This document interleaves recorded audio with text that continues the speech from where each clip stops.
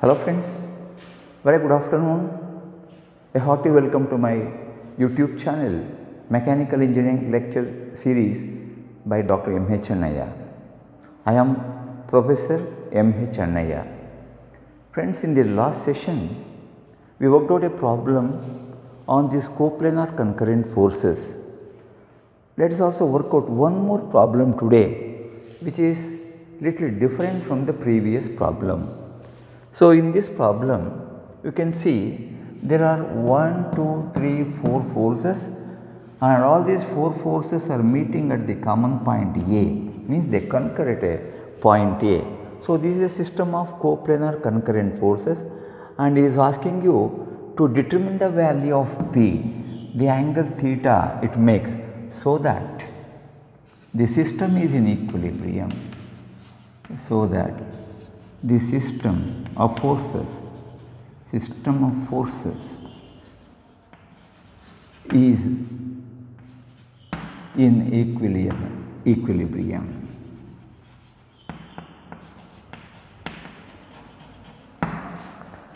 Here friends, exactly similar to the procedure we have followed in the previous problem, we are going to follow the same procedure here also.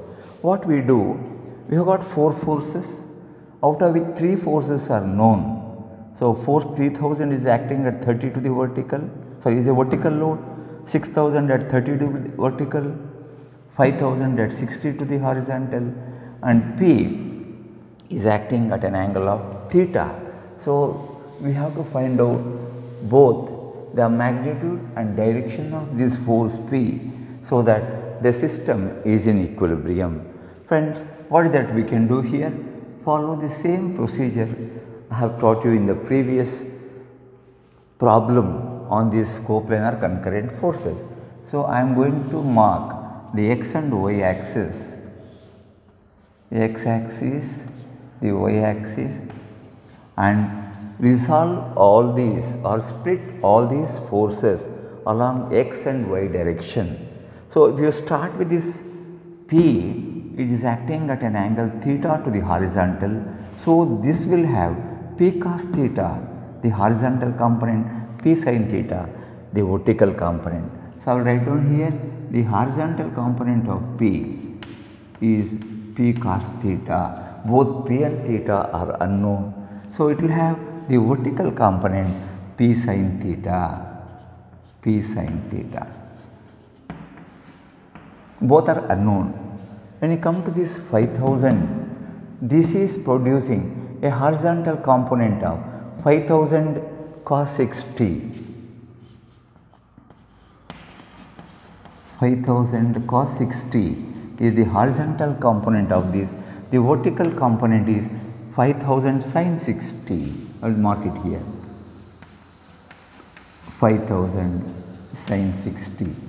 So, we have split these two. On the same lines, if you take the 6000 Newton, it has got a vertical component of 6000 cos 30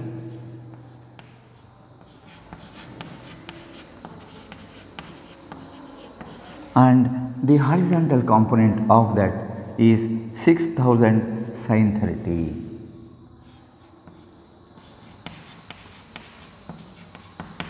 Sin 30 is the horizontal component. This. So, friends, you have a load here, a vertical load, you need not resolve that into its components. So, write down this 3000 downward. This is 3000. So, we have split P 5000 Newton load, 6000 Newton load along the horizontal and vertical directions, and this is retained as it is. So, the effect of these 4 forces is shown here, just a replica of this. Now, what that we should do now? We will take or say, for the system to be in equilibrium, sigma h should be equal to 0. That is to say, the forces acting to the right of A should balance the forces acting to the left of it. So, friends, we can say here the force acting, that is if you take the horizontal forces, sigma h should be equal to 0. That is to say p cos theta, the force acting towards the right is balanced by 5000 cos 60 plus 6000 sin 30. So, here both p and theta are unknown. So, if you simplify this p cos theta, it works out to 5500. That is p cos theta is equal to 5500. Let us say this as equation number 1. Similarly friends, for the equilibrium, even the resultant of the vertical forces should be 0. That is to say, forces acting upwards above xy should be equal to forces acting downwards on the same axis. So, if you take the upward direction, p sin theta plus 5000 sin 60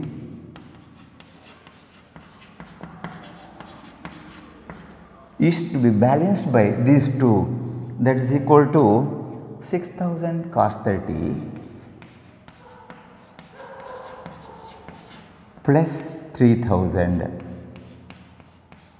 Friends, if we simplify this, you will get p sin theta is equal to 3866. Say, call this as number 2. Friends, you have the value of p sin theta and you have the value of p cos theta. If you divide p sin theta by p cos theta, what happens? Let us see. So, p sin theta divided by p cos theta will give you p sin theta 3866 Newton divided by p cos theta is 5500. So, here this p gets cancelled, sin theta by cos theta is tan theta. You will get a value here and theta is equal to tan inverse of that. So, you will get the value of theta equal to 35.1 degree. 35.1 degree.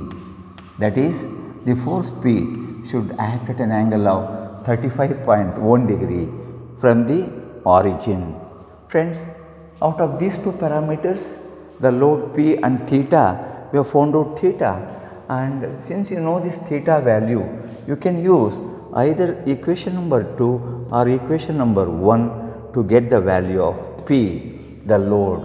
So friends, you can substitute in any one of these equations, and I am going to substitute this in this formula, that is P into cosine of 35.1 is equal to 5500, and hence P, the value or the magnitude of the unknown force, is 5500 divided by cos 35.1, and this works out to 6722.2 Newton. So friends, in this problem we were able to find out both the magnitude and direction of the unknown force P to keep the system of concurrent forces in equilibrium. Friends, I hope you all have followed this procedure to solve this problem on coplanar concurrent forces. Thank you very much for watching my YouTube video. Keep watching my YouTube video, give a liking, share the information with all your friends, and have a wonderful day. Thank you friends, thank you very much.